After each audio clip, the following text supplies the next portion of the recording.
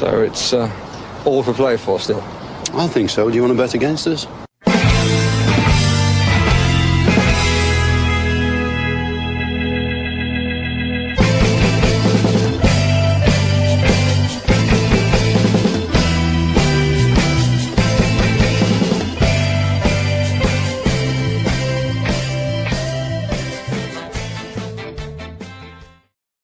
Hello, Aston Villa fans. Welcome to For the Love of Paul McGrath podcast. And frankly, I was bored, so I said I wanted to jump on and talk about some centre halves. Looks like the Bade deal seems to have stalled. For transparency, I still think that if Villa want to get that deal done, that deal gets done. I think there might be some posturing on both sides, even from the players' side as well. But I do feel that there is a small bit of a potential with regards to that it doesn't get done. From the point of view that if the player wants guarantees of game time, I think that's something that Villa will find difficult to give any player that's coming in January, because no player should really get guarantees of the game time at any stage. So with that in mind, I wanted to take a little look at just some of the players we've been linked with. A lot of people have asked me, what's my view on Kevin Danso? Well, you're going to find it out tonight. A lot of people have asked me, what's my view on Tomori, and what's my view on Joel Ordonez. Some guys that we've been linked with tentatively, and we're just going to have a chat about them. I'm not saying we're going to sign any of these. I know I've got this down as a transfer podcast. I might change the piece on it there in a moment, but I've also added in two other centre halves that I think Villa should or will. Well, one of them I think they will take a look at. I can already hear people telling me that he's bad. He's a bad centre half and he's a bad player. I think the eye test and I think the statistics bear out a completely different piece. Now I put in a pie in the sky person as well. So I was originally going to have one mystery person. Now I put in a pie in the sky person as well that I don't think Villa have any chance of signing, but is going to be a future brilliant centre half. And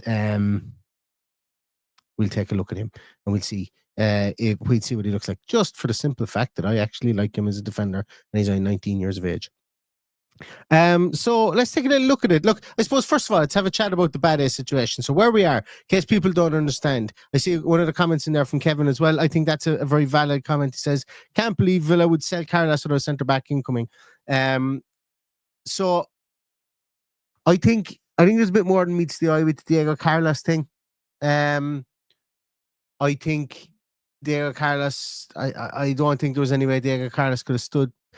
Look, a lot of people who know my views on Diego Carlos, I don't think he fit in with the system. The club wanted to sell him and he wanted to go in September, in summer, should I say. Now we've rolled around to January and the club needed to get in another centre half. I don't feel that I feel that Unai Emery and the club agreed with my view on Diego Carlos, that he didn't fit into their system. It's not to say he's a bad defender, but I think he didn't fit in. And I think they've sold him, and I think that they will get a replacement in, and I'm sure that they will get a replacement in there. So that's that piece. On the like Bade, I think, look, this is the second year in a row now Sevilla have kind of, I suppose they've kind of, I'm not going to say strung Villa along, because I think that's like, we're getting fed stuff that's made for clicks, first of all. Nobody inside in this chat room, nor me, has any clue what way the negotiations went down. So, or what promises were given, or who reneged on what. So it's very easy for people to say, oh, Villa have wasted their time going for like Bade. I've seen that in the internet today. I think that's, look, if you guys want to believe that, you guys can believe that they were only going for one person. That's fine. I don't personally believe that, and I'm not going to castigate anybody for it, but I'm just making note of it. So we are where we are, where we're going to sign a defender. I think it's pretty sure we're going to sign a centre half. And we've been linked to a few. So these are some of the guys who've been linked to, and we're going to take a look at them. We won't get into the greater debate about why they sold Carlos, why they didn't. Look, that people will have their opinions on it. Once again, I don't know for certain why they sold Diego Carlos, but all I do know is that when the writing was on the wall for him in the summer, I found it very difficult to see him staying past the January transfer window. And you can criticize selling before you have a replacement in, but sometimes needs must. If Fenerbahce were going to pull the rug out from under it, well then they were going to pull the rug out from under it, and we were going to be left with somebody who potentially didn't want to be here. But anyway, I don't know whether that's the case or not, so I'm not casting any aspersions on it. Looking at these players that we have been linked to, I think that there's probably one clear front runner for me that I would like Aston Villa to sign, and I think we're going to start off with him. So let's take a little look at him, and that's Kevin Danso. I've done a podcast on Kevin Danso about 18 months ago, saying that I think he would have been a fit for Aston Villa then. He was never linked with Villa at that stage. I did it as a who could replace Tyrone Mings type of podcast when Mings was injured, and he was one of my go-to guys in that instance. So, full transparency, I do have a history of liking Kevin Danso. Kevin Danso's Premier League experience. Now, a lot of people will go back and look at his history. He was signed for Southampton. Things didn't go his way at Southampton. He's gone. He's rebuilt his reputation and his career. He was only very young when he was at Southampton, but he's rebuilt his career at RC Lens, and he's now mainstay in the Austrian national team at centre half. One of the big things, a lot of boxes that this guy ticks. Big physical guy, 6'3", right-footed, very commanding type of presence. A leader at the back, very, very, very mature, very good leadership skills, very good at organizing. Specifically the defense, a really good communicator. If anybody listened to any podcast I've done in the recent past, you know that I think that we're lacking those guys. And this is one of the reasons why I wanted him to be a Tyrone Mings replacement when Mings was injured. This isn't to say he couldn't play with Tyrone Mings. I think because he plays on the right-hand side, obviously Mings plays on the left. Really, really mature player. And he's really mature in high-pressure situations, as in he's like, he's not very flappable. You know, he doesn't get panicky, and he's not one of these players that's very that's how will I say, careless on the ball. I really like him. Okay, once again, for transparency point of view, really pacey player, got great pace. Do you know what he's brilliant at? He's brilliant at reading the game, and it's like his body positioning and his orientation, I suppose, really, when he's going to defend, when he's going into tackles, when he's trying to shadow people, when he's going for the ball in the air. It's almost like he's trying to second guess what's going to happen on the next move.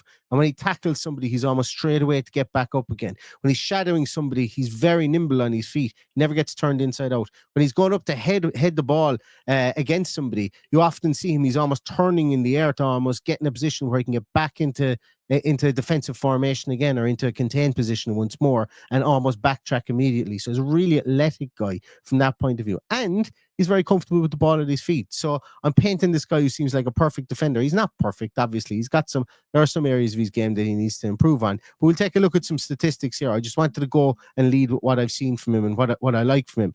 But when we see his statistics here, you'll see that in the areas that, like, he's very combative. He's the player that will, you know, he's not going to dive into tackles, as I said before, but he is going to put his body on the line, a la Tyrone Mings. Very good, as we see here. It pans out by the way that he actually plays the game. Gets his body in front of the ball, blocks shots, block passes, blocks in general, likes to get in and intercept the ball on the ground jewels. He recovers the ball on the ground an absolutely incredible amount. I actually haven't reflected that here on this graph here. This should be way further here for the recoveries, because as we can see here, his recoveries is 6.94. But I haven't updated that there. I do apologize. Aerially in the air, he's really good as well. He's in the top 17% of all centre halves. So if we're looking at somebody, it depends on what you want. And I meant to ask this question at the start, and I think it will be split a lot it won't be split in the fan base. I think the fan base they'll be greedy, and they'll want somebody who's good with the ball at their feet and somebody who can defend the ball. And this guy's good with the ball at his feet, and he can defend the ball. You know, he's very, very competent in the air. He's competent in all dual situations, and he doesn't get beaten easily. And that's what I look for in a centre half. And this guy's as athletic as hell to get out to the sidelines, win those recovery balls, and then pass them off as well, and get that ball moving. We're looking at his pass statistics here: 86.4% completion rate. He's high levels of workload, 75 touches per game, 62 passes attempted per game. And when you look at him, he's quite good from the progressive passive point of view. The statistics here bear out exactly what you'll see in the field. He can pass through the lines. He can play long raking balls. I think he's a guy who's played in the Premier League, knows what the Premier League is about, been to France, playing in international football. I think he'd want to have another crack at the Premier League. 25 million market value. Whether Villa would pay that, I don't know. But it seems that if somebody was to meet that, the Lens would let him go. Villa had bid that for like Bade. Who knows if that's what their market value is for a centre half at the moment? If it is, and this is somebody that they go for, and we were linked tenuously to this guy in the Turkish media. I think it was the Turkish media and the German media linked us with this guy. But like whether there's any truth in it, I don't know. But somebody I did mention before, somebody I like, and somebody who could come in. But once again, the hurdle here of somebody who would come in wouldn't be guaranteed game time, would have to work his way into the team. Not because of fit or anything like that, but because I think Unai Emery would, likes the partnership of Mings and Konsa. And does anybody want to move to Aston Villa from that point of view? Sorry, not people will want to, but would this guy want to when he's the main man at Lens, and Lens have also just signed or sold the centre half? Everything points to the fact that Lens will let him go if they need to, but will he want to come is another point. I would imagine he would. Not everybody's like Bade from that point of view. Next person we're going to look at is Mr. Tomori of AC Milan, obviously English international. I don't know, guys. It's somebody that I'm not as high on. I started out thinking, being very complimentary to him when he first started his career at AC Milan. But what I've kind of found recently from him is I think he would frustrate us from a concentration point of view. I just always kind of seem to think that his concentration levels dip and they dip at times against better opposition. Don't think he's very aggressive in the tackle as well. Not the best in the air either. So there's a couple of areas that I would have concerns with him about if he was playing in a back two for Aston Villa, and he's had to manage some niggly injuries in his time as well. Obviously, look, I wouldn't say no to him. I know a lot of people are really enamored by him. I have questions over him though. That's not to say that they can't be answered and that he can't come into the Premier League and back into the Premier League, should I say, and play well for Aston Villa. But I would have questions on him that I would like to see him answer on the field if he was to sign. And when we take a look at his statistics here, once again, really good with the ball at his feet. We're going to see that from from the majority of these guys here, with the exception of maybe one of them that we will look at in a moment. But really good at the ball at his feet. Doesn't really stand out from any aggressive point of view in defense when we look at the statistic wise, and when you watch him on the field as well, positioning wise, he's really, really good. He gets that aspect of Italian football, but if you're not diving in, if you're not able to how am I going to put this, because it sounds unfair to him. He's not very productive as a defender in stopping players and stopping the ball. He ushers people into positions, but they do get crosses away if he's a centre half and he's forced out wide. Like, he's quite an athletic player, I think we all know that, and he's quite versatile as a player. He can play as a full back if needed. He can play as a centre half. I don't know. There just seems to be something missing from him when I watch him, that I don't ever find him as brilliantly commanding as he should be, because he's got all the athleticism in the world. He's a decent tackler. Like, he's a really decent tackler. But there's something about it. There's some, I don't know what it is that I need to see more from him. It's almost like he's playing with the handbrake up at times, not from a speed point of view, but just from a production point of view. Like, he's afraid to go into a tackle, or I can't quite put my finger on it. And I know that's no good when somebody comes looking for a scouting series and somebody like that. But that's what I've kind of found with him. And I'd want to see more from him in a Villa shirt. But maybe that's what we need. Maybe we need somebody to come in here. He's 27 years of age as well. He'd come in here. Would he be okay with being third choice centre half and fourth choice centre half when Pau Torres comes back? Again, he plays on the left-hand side. He's left-footed. Do we need another left-footed player? Seemingly, we were linked with this guy in the media this week. I don't know. This one throws up a lot more question marks than it does. Then I think it would be a transfer of convenience more so than a transfer of significance, I think, for Aston Villa. A talented player, don't get me wrong, but just somebody I would like to see more of if he was to sign for Aston Villa. Next person we have here is Joel Ordonez. We've played against him this year against Club Bruges. I don't think that we would, like, this is a funny one. Like, why? Again, the next question is why would Bruges sell this guy so late in the window? Why would they sell him to Aston Villa when Bruges have as much a chance as getting? Well, they probably don't have as much chance as qualifying, but when they have a chance of, they will still be in the Champions League.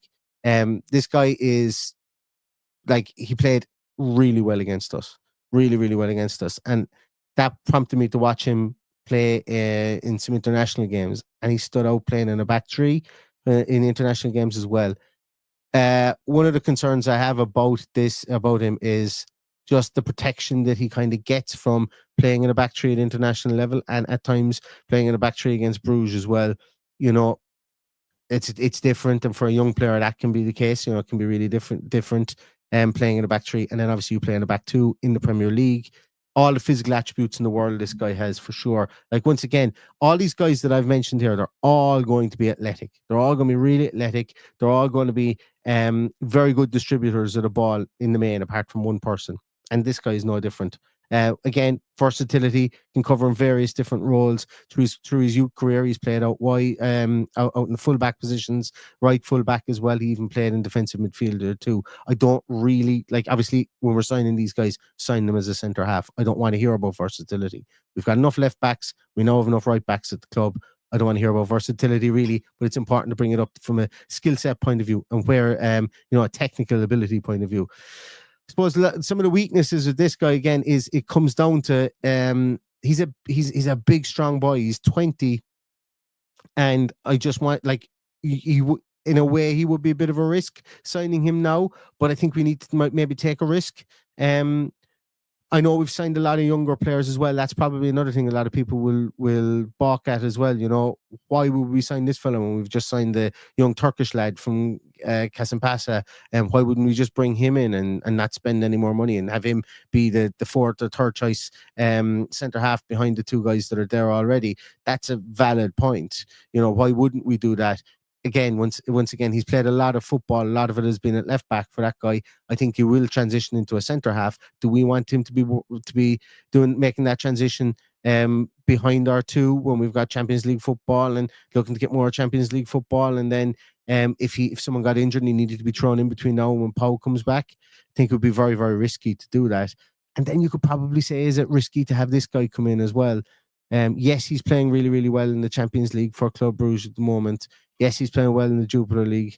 And yes, he does have the world at his feet as a centre half.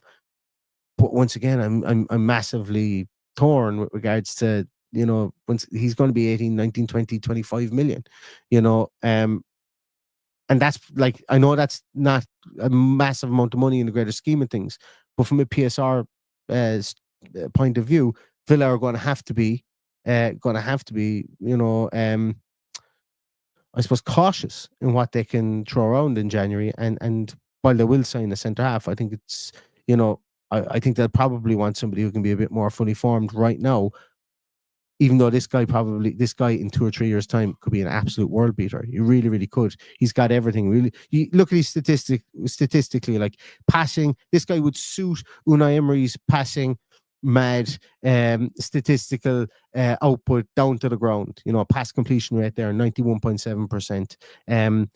Very good progressive pass rates, and you know, just really decent on the ball. You look at his defensive side of things again, doesn't really have massive defensive output. Is that a bad thing? Not really. Like, when you watch him play, he does everything right. You know, he shadows people around, but once again, I feel he's got a lot of protection from the other players that play around him. They know he's going to be a really good player. He is physical. He's really physical. So, like, it's not a case when I talk about protection that they're trying to keep players away from him. But I think that, you know, he's still learning his trade as a centre half, and you can see that. That's why he doesn't go into an awful lot of tackles. That's why his confidence levels of, you know, of being beaten in a tackle and stuff like that are not there at the highest level, and that's okay. Not every centre half. There's a reason why centre halves mature at a later age. Not every centre half is Pau Kurbasi, not at 17 years of age, or is a John Terry at 19 years of age, or whatever. But like the raw traits that this guy has are startling. We saw it ourselves against Club Brugge. I think everybody saw that. And when you put into place his defensive abilities, I think he's definitely somebody that a lot of teams will have their eyes on. I'm not saying Villa shouldn't sign him. I actually would love Villa to sign this guy. I'm playing devil's advocate here that realistically, when you look at him and you say, is this the guy we need in January of a year where we're chasing Champions League again, and we're also in the Champions League currently, to come in and immediately be our third centre half while we're waiting for Pau to come back? I think there's a discussion to be had there. I think there is a discussion to be had there. Would I be averse to signing him? Hell no, absolutely not. Because I think he's going to be a really, really good defender in time to come. But do we want to have a situation where in 2 years' time we have 20-year-old Kostin Jelkovic playing at right back, 21-year-old Yashin Ozkin playing at left centre half, 2-year-old Ordonez playing at right centre half, and then maybe 25-year-old Dean Matson playing at left back? Could we as Aston Villa get away with having the oldest one of our defenders 25? I don't know. Could we? But who's to say it won't work? Who's to say it wouldn't work? But I love him as a defender, really, really do. Right. Before I come on to the next couple of slides, I'm actually going to take them down here just so I can check to see that I don't. Yeah, I'm going to come on to two other players here. Right, we've not been linked with them, and I can already feel people writing in that the next player that we put up here is shite. I can already hear it. I can already hear the typing happen. Bear with me, okay? We're looking. Remember, Aston Villa will want to sign somebody as a centre half. I think as well. They want to sign somebody who's going to fit into the system. I've just said a moment ago, and I'm going to be hypocritical and contradict myself. I'm going to say I don't want to hear about versatility. I want to hear about players who can play centre half. With all that in mind, the next player I'm going to bring up, and some of you guys guessed it when I put up the post earlier on, with the rumored fee of 13 million euros for Yarek Garcia at Barcelona. I can't understand why Villa haven't at least been linked to him. If they have, let me know. And I'll tell you why. Premier League experience, played at arguably two of the best teams in Europe. And like statistically speaking, and granted, this guy's been playing central midfield, the central defensive midfielder, nearly solely all this year since Hansi Flick has come in. But there's a reason that's been the case. It's because he's so bloody good with the ball at his feet. Last year he played centre half for Barcelona, and he was almost never present at centre half. I think he played 34 games for them at centre half, and his output was absolutely brilliant. In a dominating Barcelona team, I will admit they were very dominant. I've used his heat map here from this year because everybody else's heat map, and I forgot to change his current market value here. Sorry, guys. That should be a lot higher than 7 million, obviously. But his output is absolutely incredible. He gets the label of somebody who makes a mistake because in his younger years, he used to make mistakes. He used to make mistakes as a centre half, and I think that was when he was thrown in for Man City. Last year he only made 2 mistakes leading to shots, no mistakes leading to goals. The year before he made no mistakes he made 1 mistake leading to a goal. So far this year he's made no mistakes leading to a goal, or no errors leading to a goal or to a shot. So that error proneness has followed him around. I think it's unfair. I do think it's unfair because, he's not like, he's somebody who's got all the experience we want to come in here, but he's got his flaws. Obviously, I'm not saying that he's perfect. He's got his flaws, and I can see the chat is just running up and down here like mad. I haven't seen any comments yet, but I can just see it out of the corner of my eye. But he's got his flaws. But like for the rumored 13 to 15 million euros that Barcelona are looking for, because Barcelona will do deals for players for sure. For somebody with his ball playing ability, like that's incredible. He's very tactically intelligent. Like people were willing to buy Oscar Mingueza, and if needs be, play him at centre half. And I can't get my mind around that when you've got somebody like Yarek Garcia who can play at centre half, is way more robust at centre half, and has essentially the same output as him from playing in the centre half position. So it's just somebody that I think Villa will get linked to between now and the end of the transfer window if we haven't been linked to yet. And because like he's somebody who's very composed. He's won at the highest level for Man City. He's won at the highest level for Barcelona, and he's got tons of experience already at the age of 24. And I think he would be a smartish acquisition, albeit he wouldn't be my first choice. And the reason he wouldn't be my first choice is he's 6 foot. He's 6 foot / 6'1". He's not aggressive enough. I think that's another thing, and I've said it before. Like, he's not physically massively strong. But then again, people were wanting to play Oscar Mingueza in at centre half if needs be, if we were in an injury crisis, and he definitely ain't physically strong enough. That was one of my biggest issues with him even playing at right back. Never mind at centre half. So there's obvious flaws that Garcia. I talked just a moment about Ordonez being protected by some of the players around him. I think the play style of Barcelona last year, the fact they were so ball dominant, and that Garcia was probably protected by that. Like, you can see pass attempts, 81 pass attempts, 90 touches per game. Is he going to get that for Villa? He absolutely could. He could get 70 pass attempts per game and 80 touches per game. For sure, in some games that we have. And maybe some of the passing we lack from Pau Torres not being in the team could be implemented by an Yarek Garcia. Again, not being linked with him, I just think he's an interesting person, an interesting one to throw out there. If somebody was looking at, centre halves the Villa could target, why not? We've been linked with worse. We've been linked with worse centre halves so far. And lastly, we're just going to play Pie in the Sky here. We're going to play Pie in the Sky just simply because I spent a lot of time watching Enzo Barnechea. And while you watch Enzo Barnechea, you're going to see a very young man playing at centre half. And it seems there's a lot of talk at the moment with Dean Huijsen from Bournemouth. I was massively high on him when Bournemouth signed him.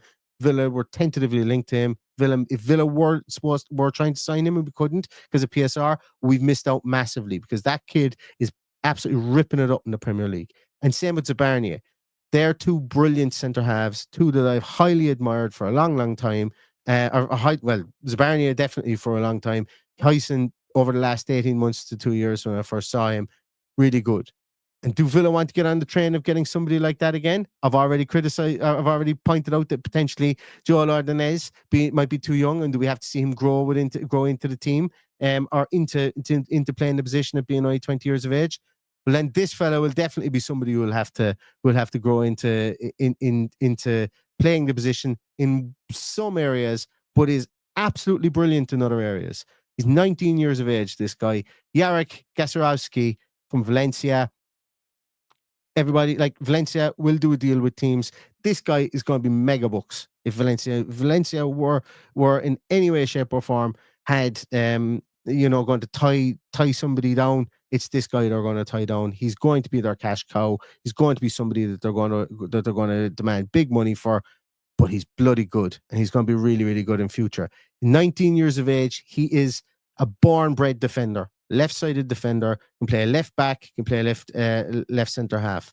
His anticipation of the game, his fearlessness in the tackle, his ability to, like, at 19, to be able to jump up and out-jump people in the air is incredible. Some spring. Genuinely, this guy's like a salmon when he jumps up. His fearlessness, I mentioned that a moment ago, whether it's tackling on the air, whether it's tackling on the ground, whether it's diving in on a dribbler, whether it's getting his body in front of the ball, whatever it is, whatever you want to do, this guy with a defensive nature, this guy would have been one of the best defenders in the world back in the late 90s. You think of a defender before it was cool to pass the ball around at the back. This is your guy. As good as you will see at the age of 19.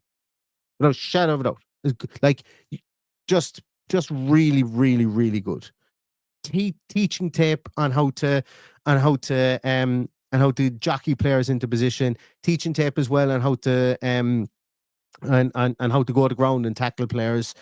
At 19 years of age, this guy's a born natural. But one of these things is not like the other. Passing wise, he's in a team that is not ball dominant. He doesn't do an awful lot of it. Doesn't have a whole pile of pass attempts. As we can see here, his passing numbers are low. So the reason I threw this guy in here brings me back to the question I asked almost at the start is, what do you want? Do you want a player that comes in here and is rock solid defensively? Like, newsflash to people, our defense hasn't been brilliant this year. Or do you want somebody who comes in here and kind of ticks both boxes? Is good with the ball at his feet and is semi-good defensively. We've not been linked with this guy. I don't know. I just really like him, and I talk about him till the cows come home. There's nothing this guy can't do from a defensive point of view, and it's all natural to him, and he's only going to get better. And he's Spanish as well. The Spanish centre halves at the moment they're going to have in 3 years' time is just ridiculous. With Kurabasi, with Huysen, with this guy, Jesus Christ, they're going to have 3 centre halves that could waltz into anybody's team in the world, and they're doing something great there in Spain. They're doing something absolutely brilliant with centre halves, and somebody's going to pick this guy up in the next 2 years, and they're going to pay big money for him, and he's going to make a real big name for himself in European football. It just oozes from him. Defensiveness. It just oozes from him. Anyway, I know I've done a lot of talking there on this. I kind of purposely just flicked through them because this is all pie in the sky stuff, as I say. I'm going to come to some of your comments because I saw the comments were rattling past there at one stage. People asking for Antonio Silva. Yeah, I didn't do anything on Antonio Silva because just don't think there was ever anything in it. Just like Million Screen Hour, don't think there was ever anything in it. I think they were agent-led, and probably agent-led from a lot of the 3 guys I mentioned there as well. Conjecture. So that's why I didn't mention anything on him. But very, very good player. Like, really good player. But Villa ain't going to be spending 50 million, 60 million on a centre half. And Benfica are definitely going to look for 50 million for him. I think for 100%. They're going to be looking for that as well. Yeah, Sai mentions Acuna and Obade. Yeah, exactly as I say. Sevilla have kind of slow played a couple of transfers we've had with them. I don't think this one is. I think they're right to look for the prices that they want for Bade. I think they are. I think every club has the right to do that, for sure, and they should. They should play hardball on price. But if I don't know, I still think it gets done. I still think like Bade gets done. But I'm sorry, of all the transfers we mentioned today, probably the most likely one is like Bade or someone maybe that we haven't mentioned at all so far. But yeah, we will definitely get a centre half in. I think we'll definitely get a centre half in.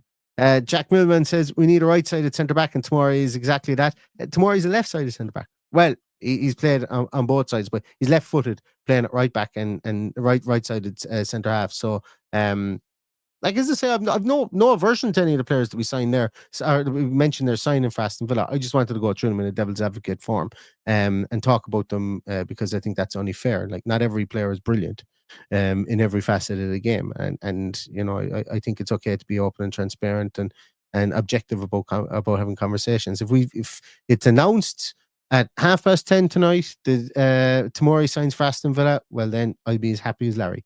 Because he is a good centre half. As I say, I just have a few questions about him. Just like I have questions about everybody we discussed there, I think for sure. So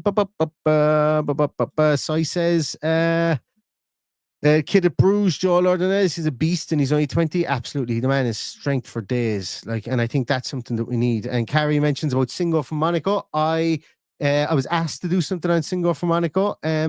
Once again, I think like Monaco, not a hope Monaco would sell him, but yeah, he's look, he gave a performance last night that we would love our centre halves to be given all year. I haven't watched a ton of him, I'm going to be honest, so you know, staying away from giving a full-throated endorsement of him or whatever. But last night he did everything he needed to do, and I think playing alongside a defender like Crair really helps him as well, because he's not a good defender who came to West Ham, was all right for West Ham, like just like Jean-Claude Todibo has gone to West Ham, not really ripped it up. Very good defenders. I don't know whether going to West Ham is where defenders go to die. I don't know what the story is, but a lot of those players who are really good players come to the Premier League and struggle. and they've struggled at West Ham. And I don't know. I don't know what the story is there, but we'll like they're very good players. Very good players. Where are we? Where are we there? Yeah, people talking about Huyson as well there. Yeah, as I say, I knew Huyson would come up here when I started mentioning about centre halves. So that's why I put Garciowski at the end, because he's in the same mould as Huyson. He's going to be another one of those generational centre halves that Spain are going to be so lucky to have as well. Yeah, like T-Loy says here, poor stats on Tomori. Yeah, I look, you know, the stats sheets on defenders are going to be hit and miss. Like it's really going to be, it's really going to depend on the style of play that your team has. Number one, because the style of play that your team has, and I suppose the league you're playing in as well. And again, if you're playing in a 2 or playing in a 3. Look, I think outside, look, Tomori is better than his statistics show. But like, as I say, his statistics do show areas where there are questions, just like Ordonez do as well. You know, the questions I have for him is, you know, getting up for a big game as opposed to being up for big games every single week. You know, where does that come? He's passed the test so far when I've watched him in international football, you know, playing against all those big teams in South American football. And also, you know, I've watched 2 of their games in, obviously the game against us and 2 more of their games in Champions League. And he's looked really, really good there too. We always have to ask the question, you know, what's the consistency like, or what would it be like coming into the Premier League? Different style of play, different pace of play as well. It's just a question you have to ask, I suppose, really, about any striker coming in from outside the league too. Or are we there as well? Just looking here. Johnny Fitz says Nathan Collins incoming.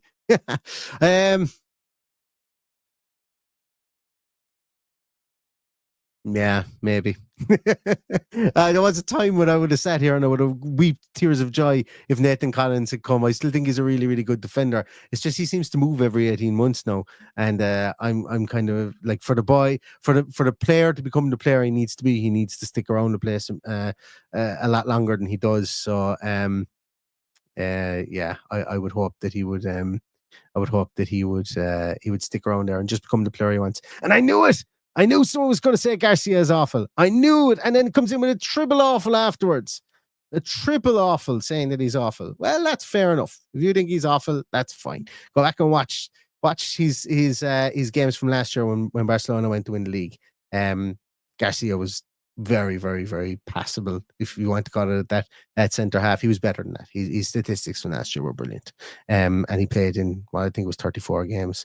But as I say, somebody that does have their flaws as well, for sure. I know I'm joking with you there, Adam. I know he does have his flaws for sure. And somebody says we were linked with him today. I didn't even see that.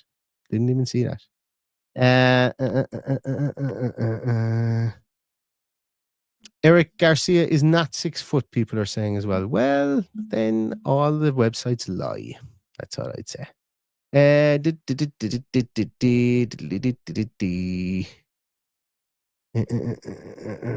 I'm Yarek Garcia's agent. Okay, Adam, thank you very much for your time. I'm getting well paid for being his agent as well. Where else are we? Christian Mosquera. I didn't do anything on Christian Mosquera, just because I wanted to talk about Gasiorowski, just because I just think he's going to be generationally good. But Valencia have 2 very, very good centre halves, and they're the 2 of those guys are very, very good centre halves for sure. And you'd have to think Valencia would be a selling team. You'd have to think it. Also, did anybody pick up on Tom Conomos? I can never pronounce his surname, by the way. Did anyone pick up on that today, that he messaged or he put in underneath one of John Townley's comments something about Barnechea, exciting news about Barnechea? Maybe he's coming back. I don't know. People jumped on straight away that he was coming back to Villa. Was there anything more on that today? I didn't see anything on it. Be interesting to see. Anything else there? I'm just going to scroll down to the Carl Bates says Brentwaite in the summer. you're going to want to have to pay 50, 60, 70 million. If United couldn't get him out of there for 50 million, Villa ain't getting him out of there for 50 million. And I think Everton are going to stay up. So I think he's I think he's going to be out of reach. And yeah, I just going to say he's going to be out of reach, but I don't think he'd be a massively brilliant fit for Unai Emery's style either. But look, just a really talented defender. Give me him if Villa could sign him. But I think I just see him in a Man United jersey every time I see him, you know. And then he'll turn into the next Phil, and they turn into the next Phil. What you call him? Whose name I can't remember. The fellow who blocked the ball with his face. It's too late at night. I can't remember his name. Anyway, I'm beginning to talk nonsense here now. Yeah, look, it was just wanted to do a piece, and these couple of people had asked me about these guys individually. Look, I think it's fair to say that any player that Aston Villa will sign will have they will have lots of strengths. You'll see they're fit for the team for sure. There'll be areas whereby they're going to want to brush up on, like. Anyone we do sign will initially be third choice defender here, third choice centre half. We want to grow into the role. We have Pau Torres coming back as well. But anybody we sign will go through the full microscope, I suppose, in their strengths and weaknesses. Hopefully, I think of the players that we discussed there. For me, Kevin Danso would be the one that would fit the bill and come in here and have the best chance to succeed straight away, and probably even end up starting really soon. But I wouldn't rule out things like maybe loan transfers, get us through to the end of the season, like we did with Clement Longley last year. But we will definitely, like, the eyes will be on a centre half between now and the end of the transfer window, and I think we will sign somebody in. When we do, we'll have a little chat about him as we always do. But thanks a million, everybody, for your time. As I say, this is really just to pass away a stormy night here in Ireland. I hope wherever you are in the British Isles, anyway, at least, because we've got I think it's the winds will get up to like 120 miles an hour, 185 kilometers an hour where I am here in Ireland. So it's not a light storm anyway, that's for sure. So if you guys are going to experience anything like that, stay safe. I just wanted to do something like this because I was bored sitting at home on my own doing nothing, and I certainly wasn't too interested in Rangers and Man United. So wanted to throw this one out, and I hope you enjoyed it. But if we do sign anyone, we will be back with more. In the meantime, stay safe, stay healthy, and all that's left to say is up the Villa.